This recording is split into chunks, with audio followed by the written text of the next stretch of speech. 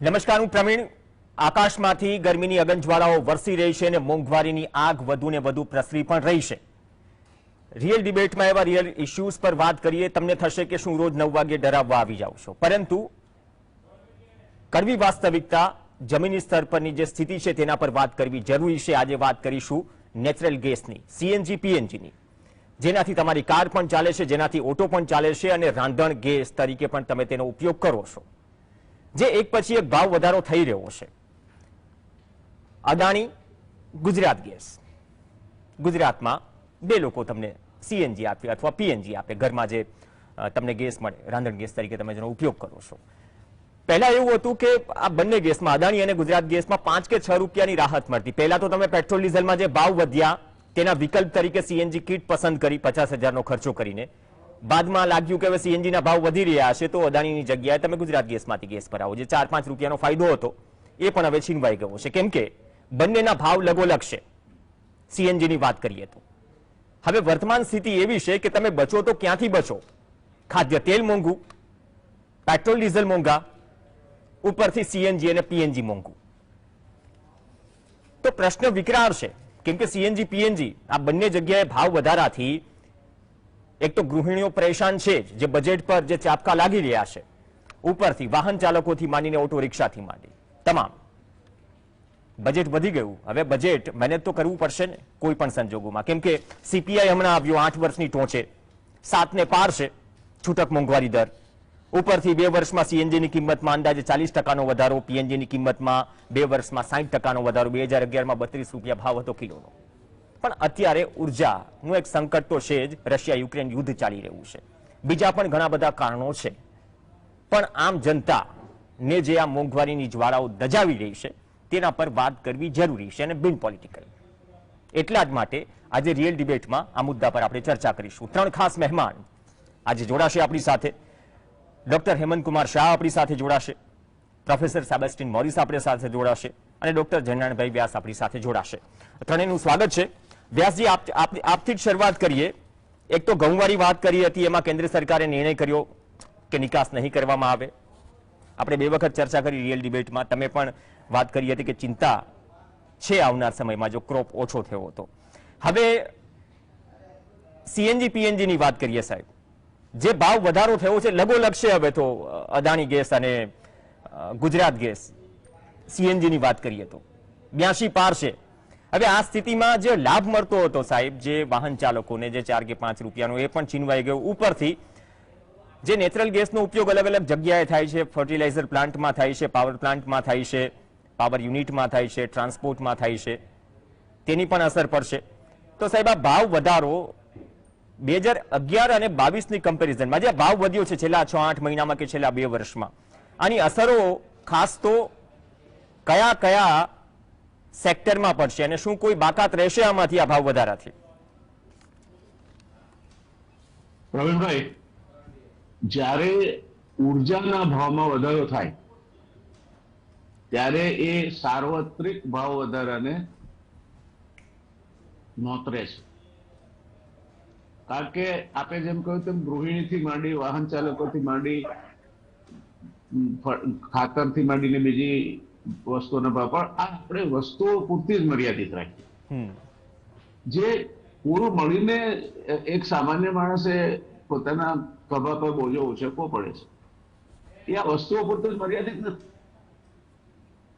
જો શાકભાજી વાળો શાકભાજી લાવતો હશે ને એને મોંઘું ઈંધણ પડશે તો શાકભાજી મોંઘા થશે. જો ઘઉં વાળો ઘઉં લાવતો હશે અને એને ઈંધણ મોંઘું પડશે તો ઘઉં કે ચોખામાં વધારો થશે. ઔદ્યોગિક એકમોને પોતાના કાચા માલ માટે જરૂરી જે આઇટમ્સ હોય તે મોંઘી થાય એટલે સરવાળે ઔદ્યોગિક ઉત્પાદન મોંઘું થાય. ઔદ્યોગિક ઉત્પાદન મોંઘું થાય એટલે કાં તો એની બજાર સંકોચાય અથવા નોકરીઓ સંકોચાય, એટલે બંને પર એની અસર પડે.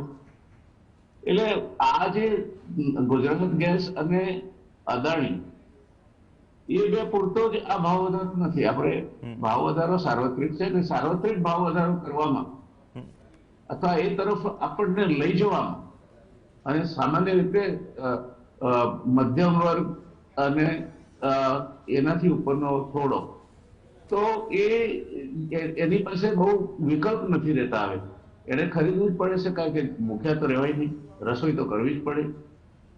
એ કુટુંબ સાથે બહાર જવું, રિક્ષાવાળા વધારે પૈસા માંગશે. સ્કૂલો ખુલશે એટલે બાળકોનું જે સ્કૂલે લઈ જતી હતી રિક્ષાઓ એ વધારે માંગશે ભાડું.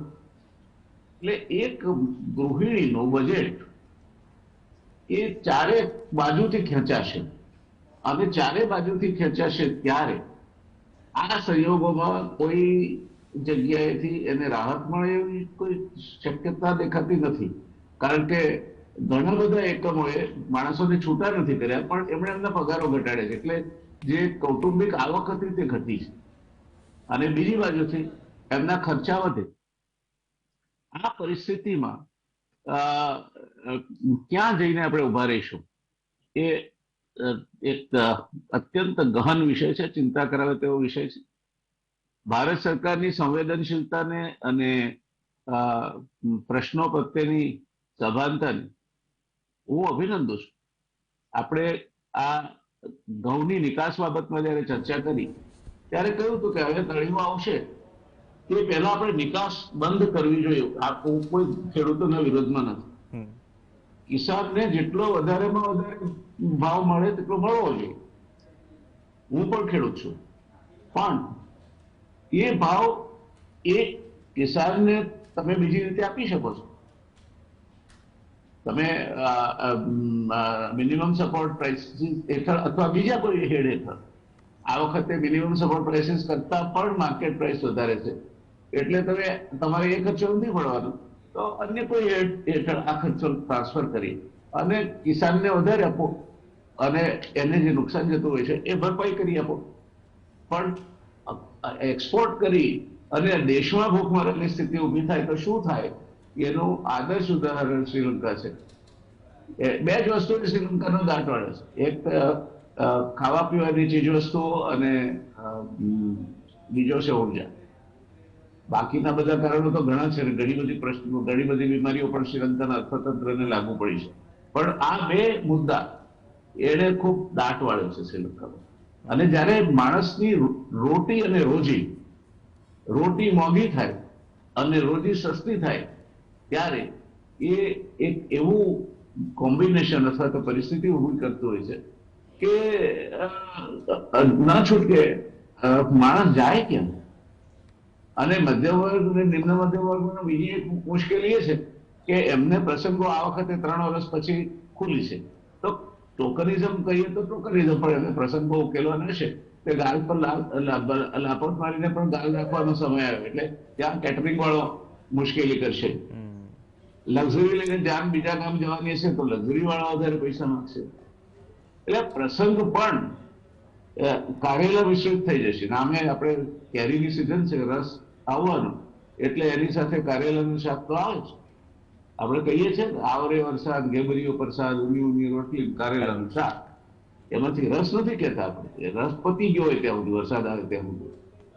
એટલે આ પરિસ્થિતિમાં સામાન્ય માણસ એનો ચહેરો સહેજ લાલાશ વાળો રાખે તો કઈ રીતે રાખશે?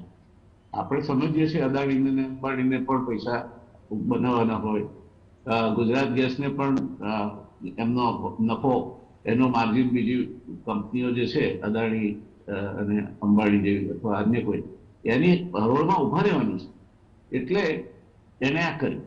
પણ એમાં એક વાત ભૂલાઈ ગઈ કે દેખાદેખી સાધે રહ્યો, પડે પંડિતે લાધેલો રોગ. આ દેખાદેખીમાં જો કંઈક રસ્તો કાઢી શકાયો હોત, જ્યારે અદાણીએ કેટલાક દિવસો પહેલા ભાવ વધારે અને ગુજરાત ગેસનો ભાવ વધુ થઈ રહ્યો હતો, ત્યારે સરકારે એમની સાથે બેસીને ગંભીરતાથી વિચારણા કરવા જોઈએ કે બંને મુખ્ય કંપનીઓ સાથે કે ભાઈ આમાં શું થઈ શકે.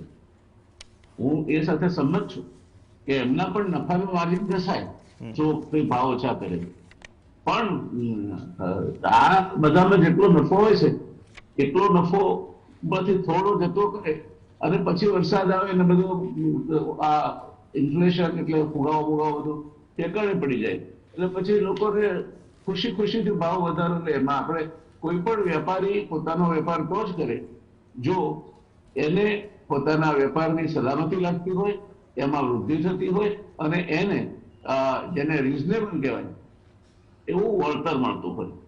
એટલે વળતર કોઈ પણ વેપાર સંસ્થા એ વળતર વગર ને નફા વગર તો જીવી જ ના શકે, નહીં તો એ પોતાએ બંધ થઈ જાય. એટલે we should be fair to them also, કારણ કે કઈ બધો જ નફો કરીને એમણે ભાવ વધારે છે એવું નહીં હોય, પણ હજુ પણ આમાં જ્યાં કે સરકારે સાથે બેસી અને keeping the cost accountant also along with this committee, તમે આ ભાવ ક્યાંથી ઘટી શકે એવા નિષ્ણાતોને ભેગા કરી અને બંને સ્ટેક હોલ્ડર્સને પણ સાથે રાખો અને કન્ઝ્યુમર એજ્યુકેશન સેન્ટર જેવી સંસ્થાને પણ સાથે રાખો and take a holistic view and come out clean with the public. તમે લોકોમાં જે કોઈ પણ પ્રકારની ગેરસમજ થતી હોય તો એનો એમને ખ્યાલ આવે, કારણ કે સરકાર છેવટે તો દેશના ભલા માટે કામ કરે છે એવું માનીને ચાલવાનું, કોઈ પણ સરકાર હોય તો આ સરકાર પણ દેશના ભલા માટે કામ કરે છે એમ આપણે માનીને ચાલીએ. એમાં કોઈ આપણને સરકાર સામે વાંધો નથી. વાંધો છે રોટલી મોંઘી પડે છે, ખાવા નથી મળતું, રિક્ષાવાળો વધારે પૈસા માંગે છે, શાકભાજી મોંઘા થયા છે, સૌથી વધારે મોંઘવારી ફૂડ સેક્શનમાં છે. એટલે આ પરિસ્થિતિમાં કંઈક તો રસ્તો કાઢવો પડશે. મારી અપેક્ષા એટલી જ છે કે ભારત સરકાર અને સંબંધિત કંપનીઓ જે ગેસનું વિતરણ કરે છે એમને રિઝનેબલ મળી રહે અને પ્રજાને પણ કંઈક હાંસ પડે. વધારે એમને કઈ આખી કોઈ મોટી રેસ્ટોરન્ટની થાળી નથી જોઈતી, પણ એને બટકો રોટલું અને થોડીક ચટણી કે શાક મળી રહે, નાની દાળની વાટકી મળી રહે, યુ વિલ બી હેપી. ક્યાંક ચા મૂકવી હોય તો ખાંડ કડવી ના લાગે. આ ગૃહિણીની જરૂરિયાત છે અને એ જરૂરિયાત કઈ રીતે સંતોષવી તે સરકારનો વિષય છે. આપણને આ દેખાય છે, આપણે જેમ ઘઉંની નિકાસ અંગે વાત કરી હતી એમ આજે આપણે આ વિષય લઈને આવ્યા છે, કારણ કે સીધો મધ્યમ વર્ગને સ્પર્શે છે. એને કોઈ મફતમાં કશું જ આપવાનું નથી અને એને પ્રસંગો અને બાકીની બધી ખર્ચાઓ તો લગભગ જેને કહેવાય કે અપર મિડલ ક્લાસ, ઉચ્ચતર મધ્યમ વર્ગ એની સાથે કાલસે કદમ મિલાવીને કરવાના છે. એટલે આ બધી બાબતોમાં મને લાગે છે કે ભારત સરકારે એક સાર્વત્રિક તમારો જે ઓવરઓલ ફુગાવો છે, રિઝર્વ બેન્કે આ કામ કરવું જોઈએ છે કે રિઝર્વ બેન્કના પણ પગલાથી જ ફુગાવાની શરૂઆત થઈ. તમે રેપો રેટ વધારો, હજુ પાછો રેપો રેટ વધવાનો છે, વ્યાજના દર વધવાના છે એવી ચર્ચા ચાલતી હોય. Reserve bank as a central banker who also dwells on the financial policies, I think they also must come forward and help this kind of a exercise as an expert input અને રસ્તો કાઢવો જોઈએ. સરકારને કદાચ એના મર્યાદાઓ નડતી હોય, available expertise and manpower, પણ રિઝર્વ બેન્કને તો નહીં નડવી જોઈએ. અને his functioning is not constrained by, I mean, quite a few of the Reserve Bank officers at the senior level I have been fortunate to meet. I have found them excellent. In fact, even my own guide who selected me for the FBA program, first batch of the FBA program of the IIM, Dr. Rangarajan was also there, first vice chairman and then the Reserve Bank of India's chairman. I have seen those people in office and they were capable of driving the economy of this country. You have several IIMs now. Earlier only 5 were there. You have several IITs now. Earlier you had only 5 of them. So now you have lot of resources available in terms of brain power, if at all you are able to recruit people. એટલે આ બધી બાબતોનો એક સંતુલિત view રાજ્ય સરકારે પોતાના નાગરિક આપૂર્તિ વિભાગ અને આ જે ઓઇલ એન્ડ ગેસ સાથે સંલગ્ન ખાતું એ બેને સાથે સ્ટેક હોલ્ડરને, પ્રજાના પ્રતિનિધિઓને અને કન્ઝ્યુમર રિસર્ચ સંસ્થાના નિષ્ણાતોને, ખ્યાતનામ 3 કે 4 કોસ્ટ એકાઉન્ટન્ટ્સને બેસાડી અને આ મુદ્દે કંઈક કરવું પડશે. નહીં થાય તો મને લાગે છે કે આવનાર 3-4 મહિનામાં આ જે ફુગ્ગો છે ઉડતો ઉડતો ક્યાં જશે મોંઘવારીનો એ કલ્પવું મુશ્કેલ છે. જોકે મારી મર્યાદાઓ બહુ મોટી છે આવી વાતો કરવાની, પણ મને એવું લાગે છે ઘણીવાર સામાન્ય માણસને જે ભાસ થતો હોય એ બહુ મોટો ડિટેલ અભ્યાસ કરો તો ઘણી વખત એ તારણોએ પહોંચતા હોશો. એટલે as a common man I feel that this is not. Okay. Let's see સરકાર આમાં પણ આપણું જેમ ઘઉંની નિકાસમાં સાંભળ્યું એમ આમાં પણ સાંભળે ડિરેક્ટલી ઇનડિરેક્ટલી ઓર એક્સિડન્ટલી, તો આપણે કઈ વાંધો નથી. ઓકે. પ્રવીણભાઈ.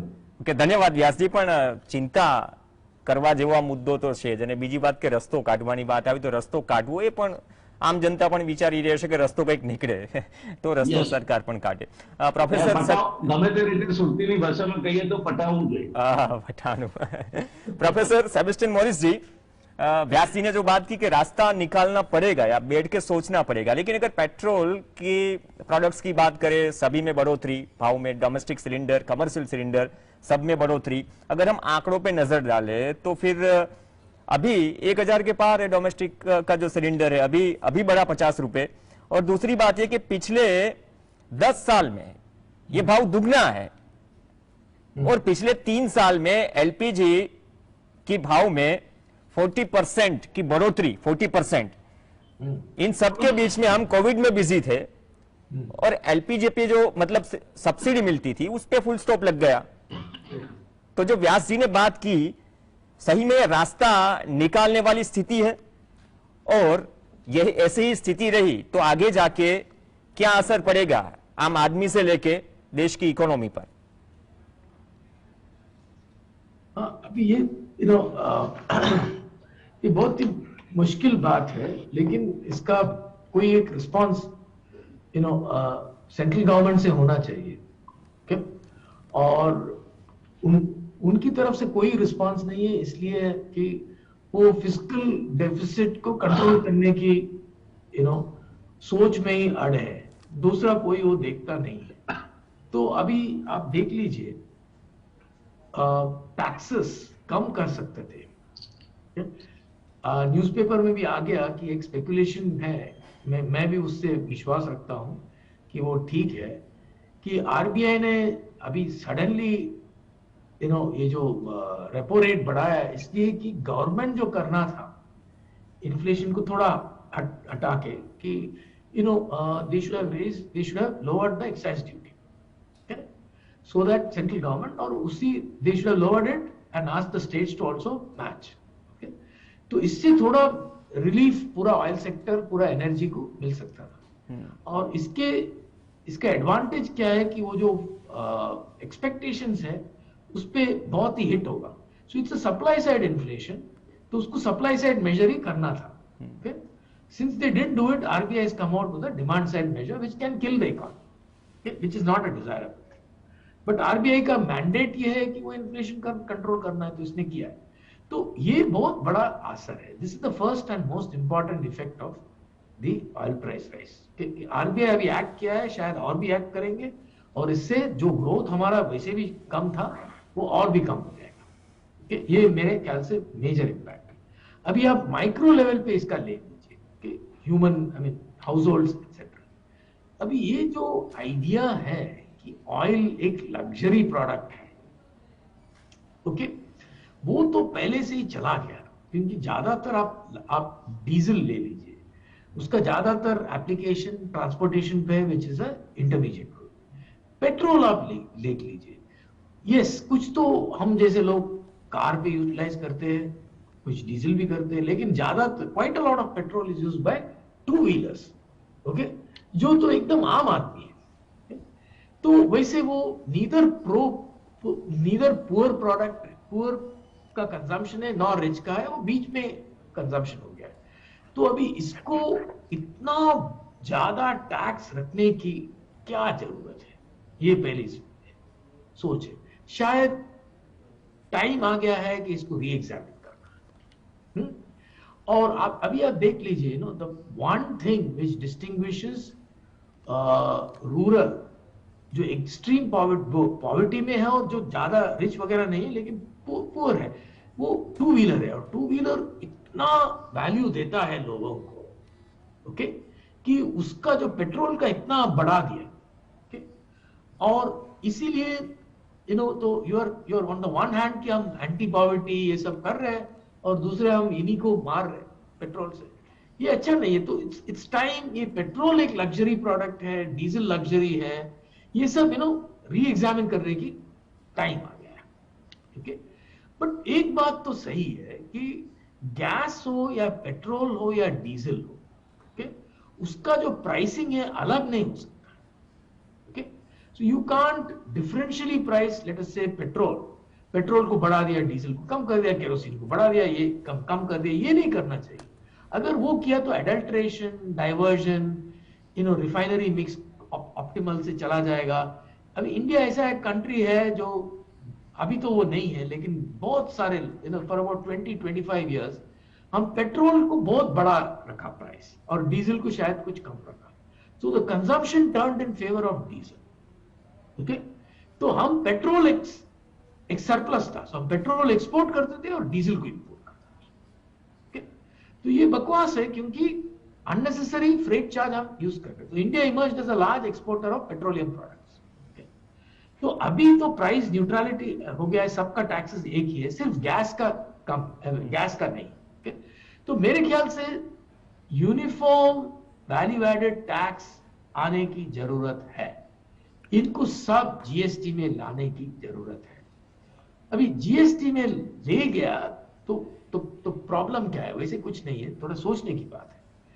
उसका जो रेट अभी हम कह रहे हैं कि 40% है, 20% है, जो भी है, जैसे गैस में मेरे ख्याल से total tax rate is what 14, 28, about 35-40% है। ओके, और टोटल टैक्स सेंट्रल और स्टेट का ले गया तो 53% है पेट्रोल में। मेरे ख्याल से डीजल में भी कुछ 50% होगा on final retail price.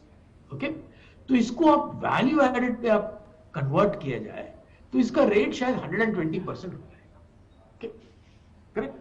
So we must declare 120% value added rate for taxation और उसको जीएसटी में ले आना। अब इसका बेनिफिट क्या है?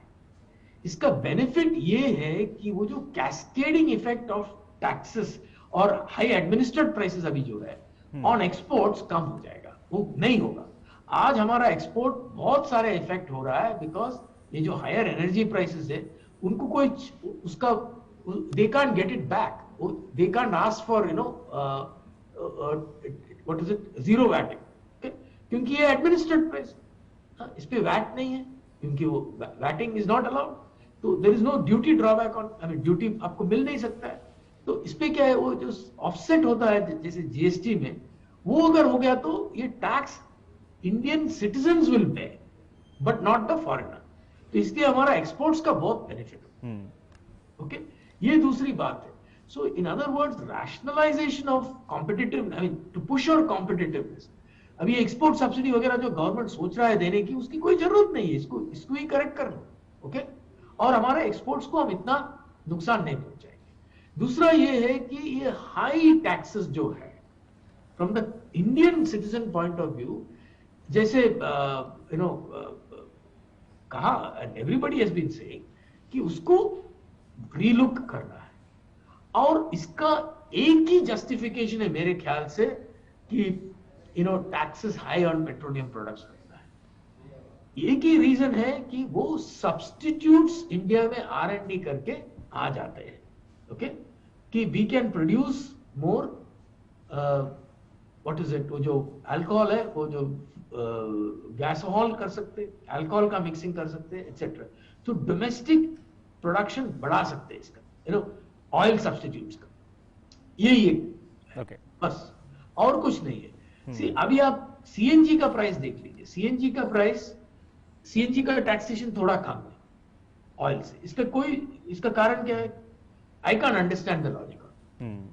ओके, क्योंकि अगर आप पेट्रोल और डीजल को इतना बढ़ा दिया है, and that's an easier fuel, less capital intensive to use than gas को यूज करना बहुत सारे कैपिटल इंटेंसिव।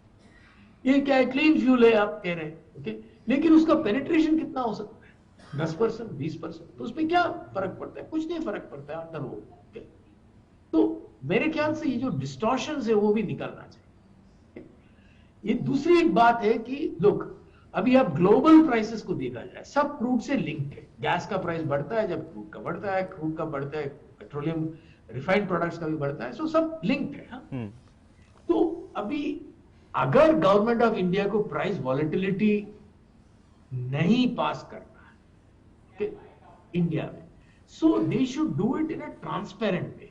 और हमने एक रिपोर्ट भी दिया है कि इसका कैसे कर सकता है। यू क्रिएट दोस डेज हमने कैलकुलेट किया, आई एम टॉकिंग ऑफ 2003, कि आप एक फंड करीब 2009 एक्चुअली आप फंड क्रिएट करो $50 बिलियन का, और एक डेस्क को क्रिएट करो कि वो जब प्राइस बढ़ता है ग्लोबली उसको थोड़ा स्लोली पास करेंगे by imposing a negative import duty.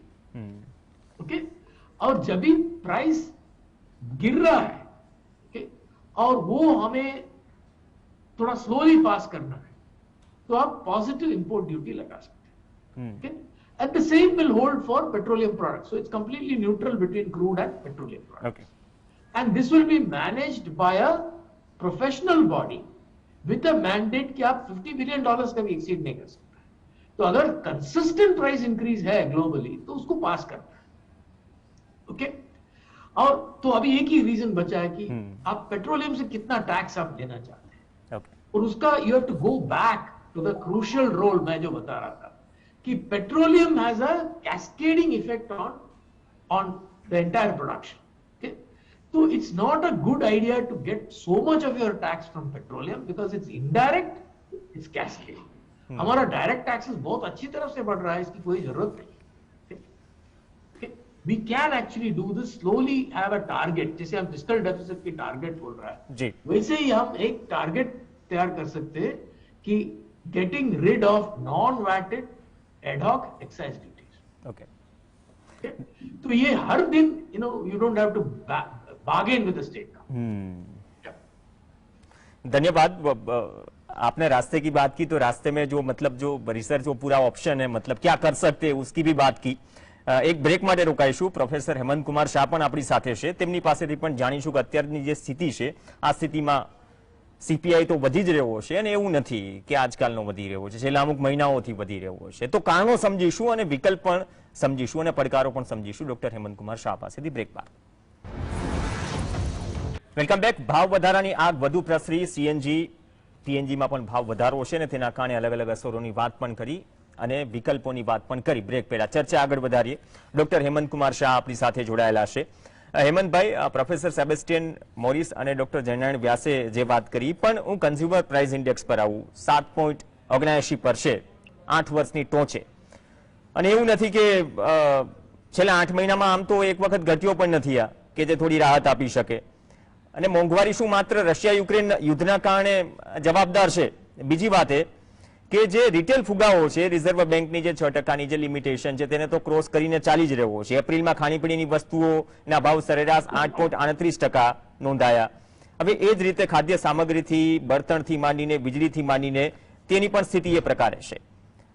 બીજી વાત કે શું માત્ર ક્રૂડ ઓઇલ કે બળતણના ભાવ વધવાથી કે મોંઘવારી વધી જાય છે? કેમ કે દેશમાં ખાદ્યાન્નનું ઉત્પાદન છેલ્લા 2 વર્ષથી ભરપૂર થયું છે, તો પછી મોંઘવારી શા માટે નવા રેકોર્ડ સર્જી રહી છે? અને બીજી વાત કે એના કારણે ટૂંકા કે લાંબા ગાળાની અસરો આપ શું ગણી રહ્યા છો?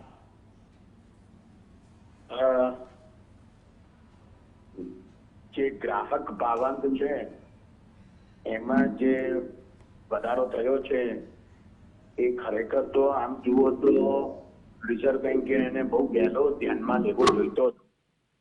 2016માં જ્યારે રિઝર્વ બેંકના કાયદામાં સુધારો થયો ત્યારે એવું નક્કી કરવામાં આવ્યું કાયદાકીય રીતે કે 2 થી 6% વચ્ચેનો ફુગાવાનો દર ગ્રાહક ભાવાંકની દ્રષ્ટિએ રહે એ ઈચ્છનીય છે। હવે એનો અર્થ એવો થાય કે જયારે 6%ની આસપાસ આવે ત્યારે રિઝર્વ બેંકે પગલા લેવા જોઈએ, પણ રિઝર્વ બેંક પગલા લેવાના સંદર્ભમાં એટલે કે વ્યાજનો દર વધારવાના સંદર્ભમાં ઘણી બધી મોડી પડી અને પછી અચાનક જ એણે વ્યાજનો દર વધારવાની પેરવી કરી।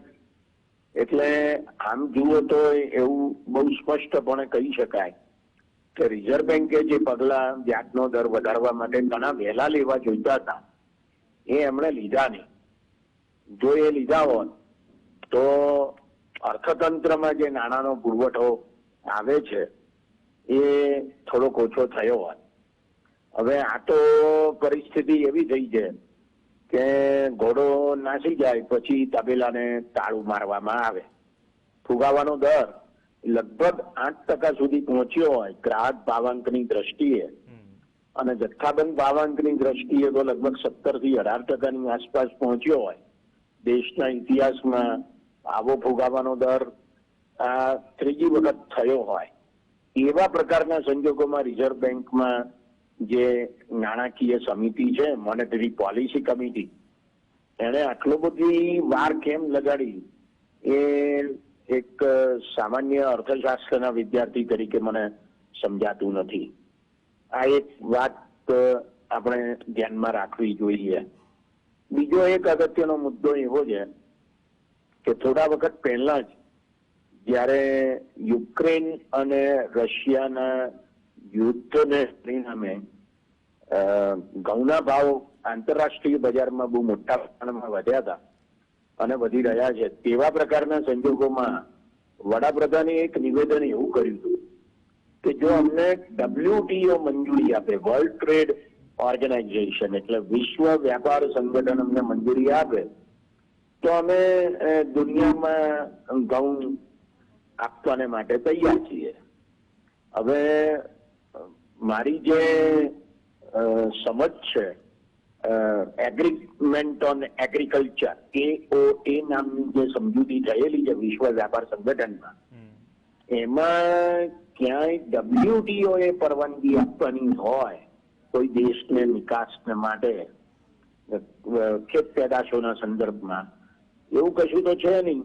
એટલે વડાપ્રધાન આવું કેમ બોલ્યા એ જ સમજાતું નથી.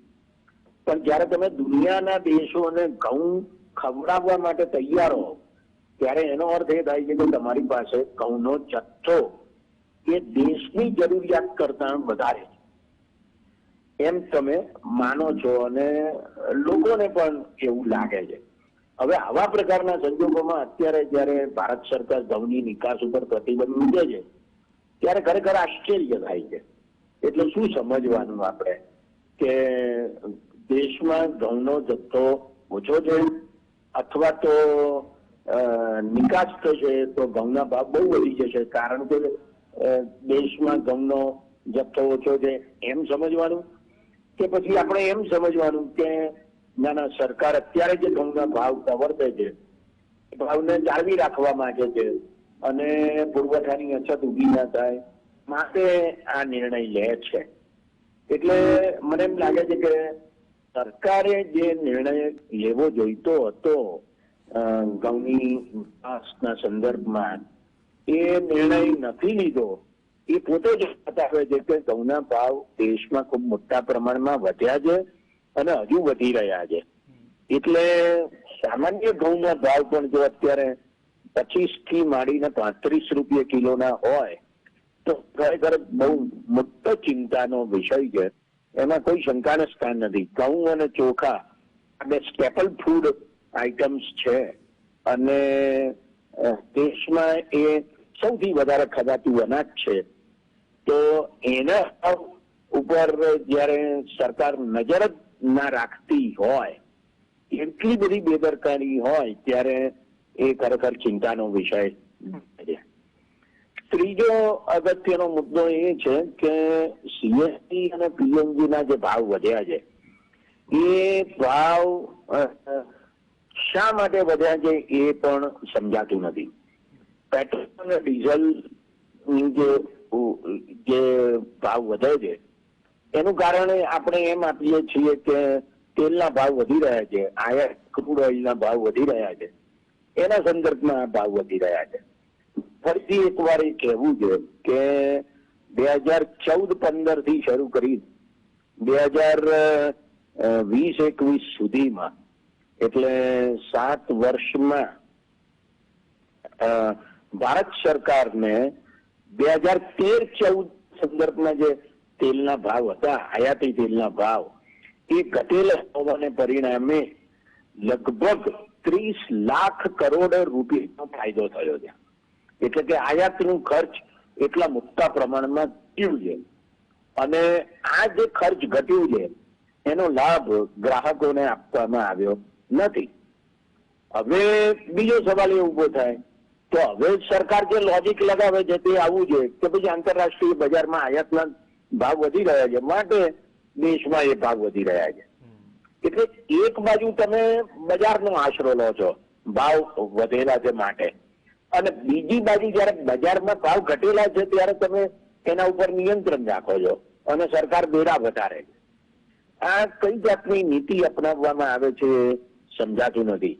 એટલે જાણે કે ગ્રાહકોને બજારની દયા ઉપર છોડી દેવામાં આવ્યા હોય એવા પ્રકારની અત્યારે પરિસ્થિતિ ઉભી થઈ છે. એટલે હું તો સરકારને એમ કહું કે 30 લાખ કરોડ રૂપિયા જે બચ્યા છે 7 વર્ષમાં, એ 30 લાખ કરોડ રૂપિયા આયાતી ખર્ચમાં બચ્યા તો સામે એની રાહત રૂપે સબસિડી આપવી જોઈએ. એક વસ્તુ બરાબર ધ્યાનમાં રાખવા જેવી છે કે આંતરરાષ્ટ્રીય બજારમાં ક્રૂડ ઓઇલના ભાવ વધે છે અને ભારત એની આયાત કરે છે તો આપોઆપ જ સરકારની આવકમાં વધારો થાય. એટલે એક્સાઇઝ ડ્યુટીમાં કોઈ વધારો ન થાય, બરાબર, સેન્ટ્રલ એક્સાઇઝ ડ્યુટીમાં, તેમ છતાં ભારત સરકારની આવકમાં વધારો થાય છે પેટ્રોલ અને ડીઝલ ઉપરનો. તો એનું કારણ છે કે આંતરરાષ્ટ્રીય બજારમાં એના ભાવ વધ્યા છે એટલે ઓટોમેટિકલી તમે 5% નાખ્યા હોય કે 10% નાખ્યા હોય કે 20% નાખ્યા હોય તો એક ટકાવારી મુજબ જ ભાવ વધી જાય છે. એટલે સરકારે જે રસ્તો કાઢવાનો છે તે આવો છે કે જેટલા પ્રમાણમાં આયાતી તેલના ભાવ વધે એટલા પ્રમાણમાં એ એક્સાઇઝ ડ્યુટી ઘટાડે તો પરિણામ એ આવે કે અત્યારે જે તેલના ભાવ છે, પેટ્રોલ ડીઝલના બજારમાં જે ભાવ છે એ ભાવ યથાવત રહે.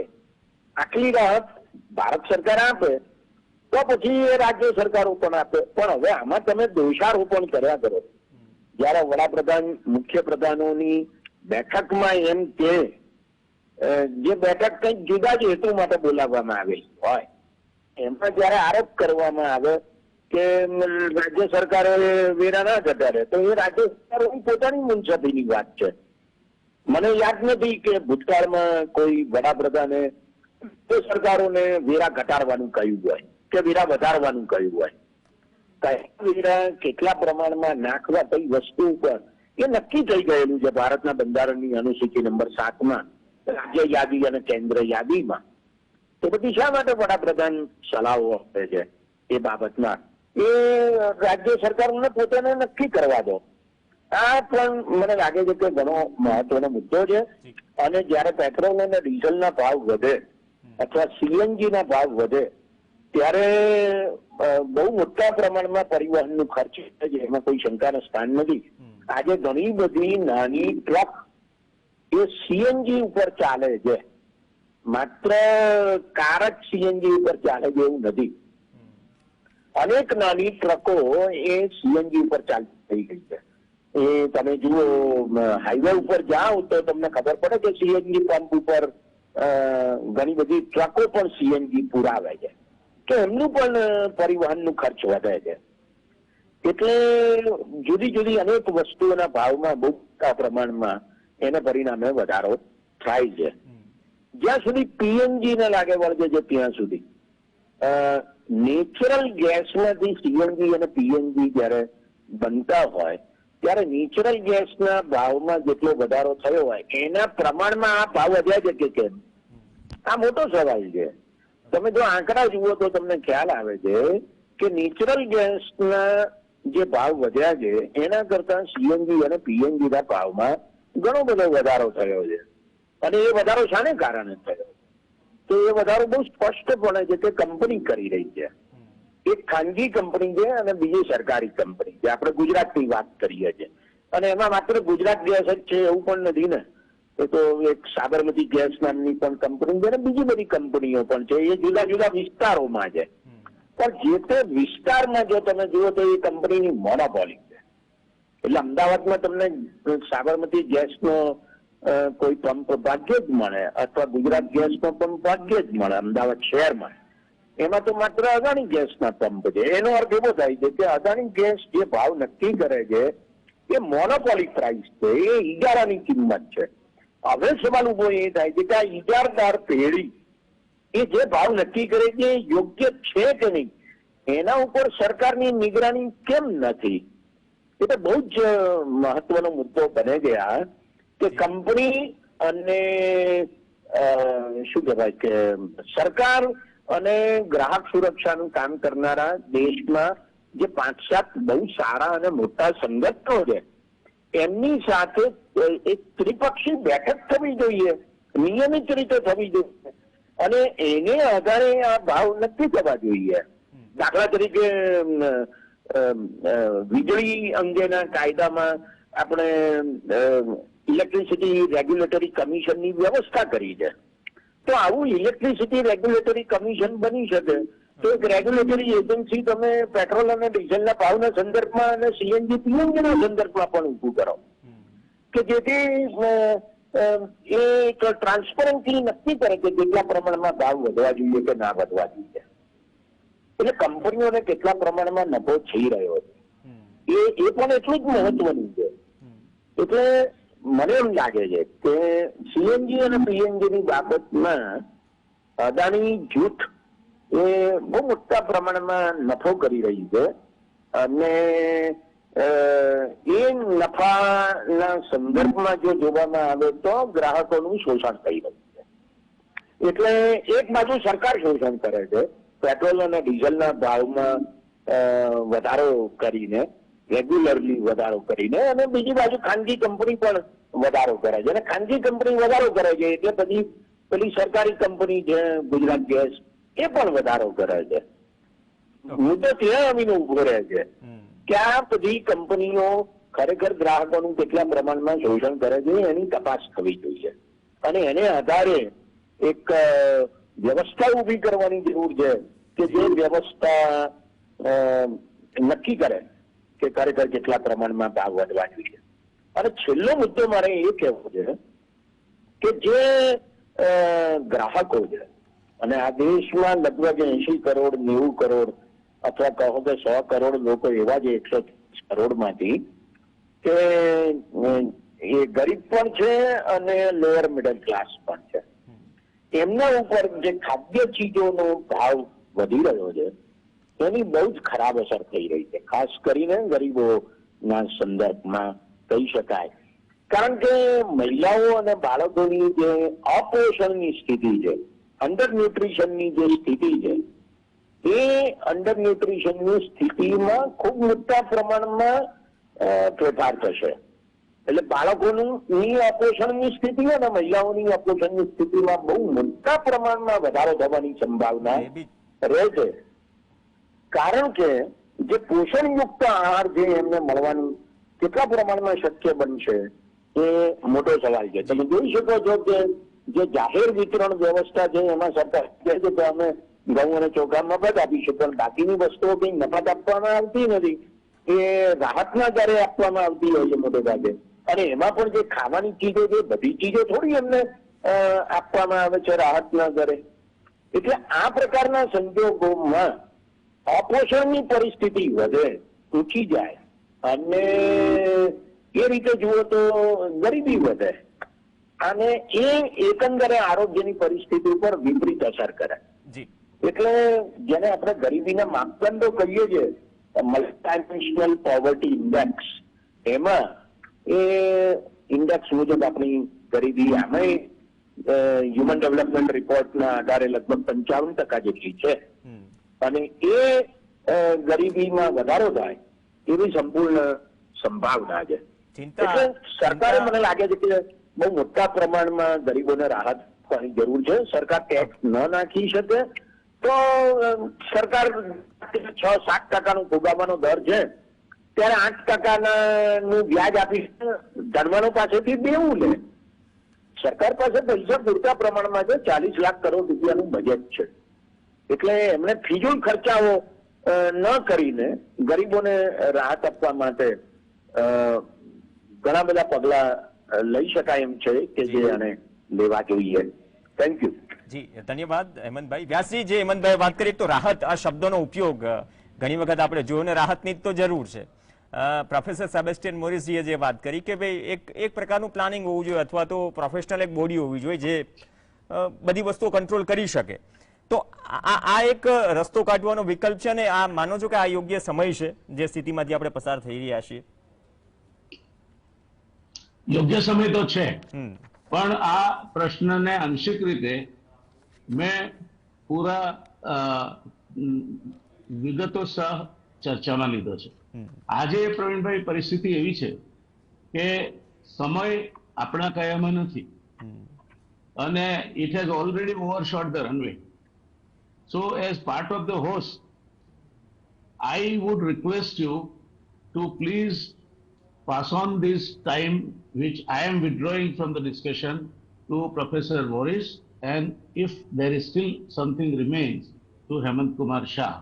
And they are our valued guests and they cannot be deprived of getting their time, and we shall, and our viewership also shall be deprived of expert opinion. So I will not deal with anything now.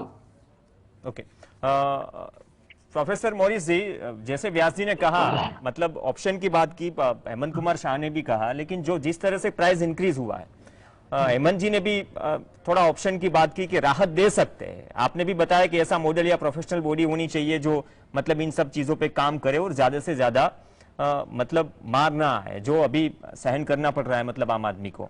तो इस हिसाब से जो आने वाला वक्त है sir, आप मतलब कैसे देखते हो चैलेंजेस के तौर पर सरकार के लिए भी और आम आदमी के लिए भी, जिस तरह से फ्यूल प्राइसेस और बाकी प्राइसेस बढ़ रहे हैं? देखो, मेरे ख्याल से ये जो प्राइसेस इतना बढ़ गया है वो शायद ज्यादा दिन नहीं टिकेंगे.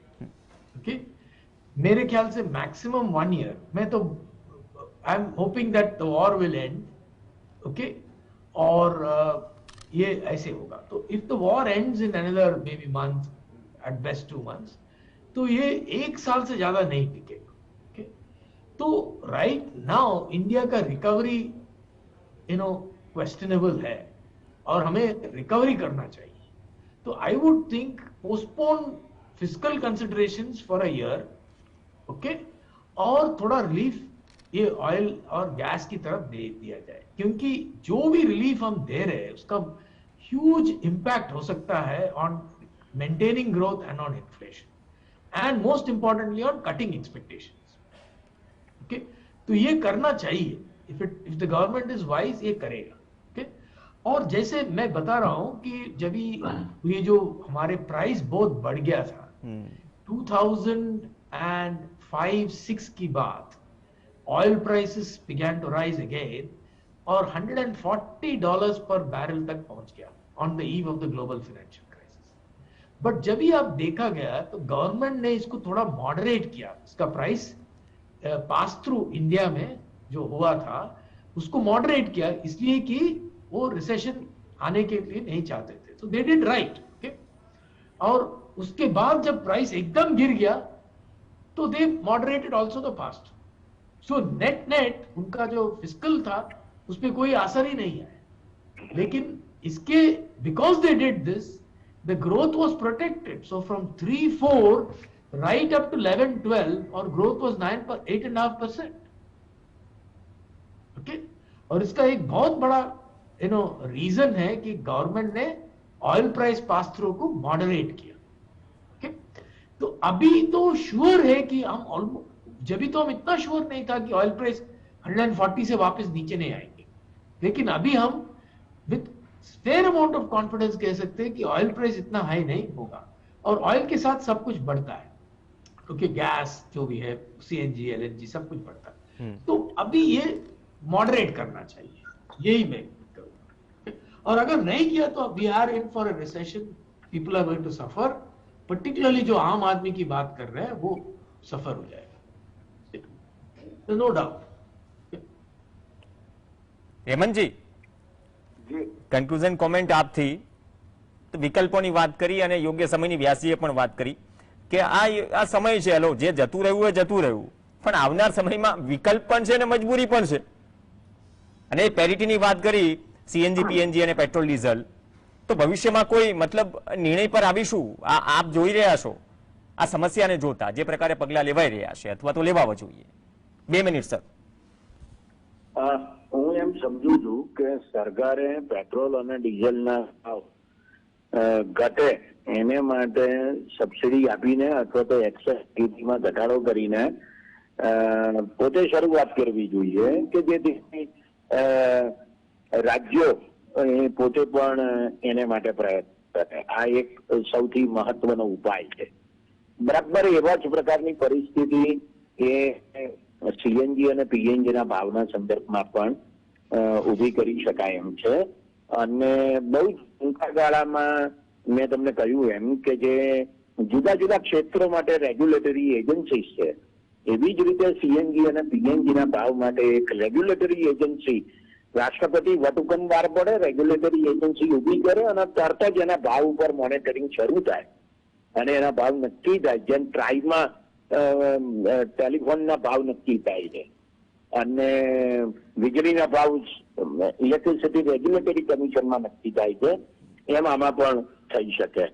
અને ત્રીજો અગત્યનો મુદ્દો મને એમ લાગે છે કે જો સરકાર એમ જ કહેતી હોય કે અમારી પાસે પૈસા નથી સબસિડી આપવાને માટે, તો હું એમ ચોક્કસ કહીશ કે આ દેશના જે લગભગ 40 કરોડ લોકો છે એમાં મારો પણ સમાવેશ થઈ જાય છે કે જે ધનવાનો છે, તો એમના ઉપર વધારે વેરો નાખે અને એમની પાસેથી પૈસા લે અને જો વેરો નાખવાની ઈચ્છા ના હોય તો પછી સરકાર એમની પાસેથી દેવું લે અને એ દેવું લઈને પણ રાહત આપે. આંતરિક દેવું લેવામાં કોઈ વાંધો નથી, દેશની અંદરથી દેવું લેવામાં બહુ વાંધો નથી. અને છેલ્લો મુદ્દો મારે એમ કહેવો છે કે બહુ જાણીતા બ્રિટિશ અર્થશાસ્ત્રી જ્હોન મેનાર્ડ કેઇન્સે એમ કહેલું છે કે in the long run we all are dead. નાગે ગાળે તો આપણે બધા મરી ગયા. એટલે જે સવાલ છે તે ટૂંકા ગાળાનો છે. હવે છેલ્લા 1 વર્ષથી ભાવ વધી રહ્યા છે, અત્યારે એ ટોચ ઉપર પહોંચ્યા છે એમ કહી શકાય, અને હજુ ભાવ વધવાના હોય તો આજે 1-2 વર્ષનો જે ગાળો છે અને કોરોનામાં તો માર પડેલો જ છે ગરીબોને, એ પ્રકારના સંજોગોમાં સરકારે રાહત આપવી જ જોઈએ. નહીં તો આ ટૂંકા ગાળામાં તો હું મરી જવાનો ને, હું કેટલું જીવવાનો છું, હું 75, 80, 90 વર્ષ જીવવાનો, એમાં મારા 2 વર્ષ જો આવી રીતે કોરોનામાં જતા રહે, 2 વર્ષ મોંઘવારીમાં જતા રહે, તો મારી 5% જિંદગી ખલાસ થઈ ગઈ. તો મારી આ 5% જિંદગીનો ચિંતા સરકારે કરવાની ગમે. આ મને લાગે છે કે સૌથી વધારે મહત્વનો સવાલ છે. એટલે લોકોને, ખાસ કરીને ગરીબોને, એ બજારની દયા ઉપર છોડવાની જે આખી શું કહેવાય કે નિયો લિબરલ નવઉદારમતવાદી જે આખી નીતિ છે સરકારની, એ એમના માટે, ગરીબોના માટે બહુ જ ખતરનાક છે અને એમાંથી સરકારે બહાર આવવું જોઈએ એમ ચોક્કસ કહી શકાય. ઓકે, ધન્યવાદ. પણ આજે જે મુદ્દા પર ચર્ચા હતી, એક વાત તો એ નીકળી કે રાહત આપવા માટે તૈયારીઓ, આવનાર સમય માટે, પડકારો માટે તૈયારીઓ કરવાની જરૂર છે. ત્રણેય આપણા એક્સપર્ટ્સે વાત કરી. અને બીજી વાત કે હાલ પૂરતી ટૂંકા ગાળાની રાહત કઈ હોઈ શકે, જેમ વ્યાસજીએ કહ્યું અને હેમંતભાઈએ પણ કહ્યું કે ભાઈ લાંબા ગાળા, ટૂંકા ગાળામાં જે પણ રાહત શક્ય બને, એક્સપર્ટ્સને લઈને પ્રોફેશનલ જે બોડી બનાવવાની વાત કરી સેબેસ્ટિયન મોરિસે, કે આવનાર સમયમાં જે પડકારો છે, ખબર છે આ પ્રકારની સ્થિતિ ઊભી થવાની છે અથવા થઈ શકે, તો તેના માટે આપણે શું કરી શકીએ. પણ એક વાત ચોક્કસ છે કે રાહતની અપેક્ષા રાખીને દરેક આમ જનતા બેઠી છે, સરકારથી પણ છે અને પરિસ્થિતિઓથી પણ છે, કે પરિસ્થિતિઓ થાળે પડે અથવા હળવી થાય. ધન્યવાદ પ્રોફેસર સેબેસ્ટિયન મોરિસજી, ડોક્ટર જયનારાયણભાઈ વ્યાસ અને ડોક્ટર હેમંતકુમાર શાહ. ધન્યવાદ ચર્ચામાં જોડાવા માટે. આ સાથે ચર્ચામાં હાલ બસ આટલું જ. નમસ્કાર.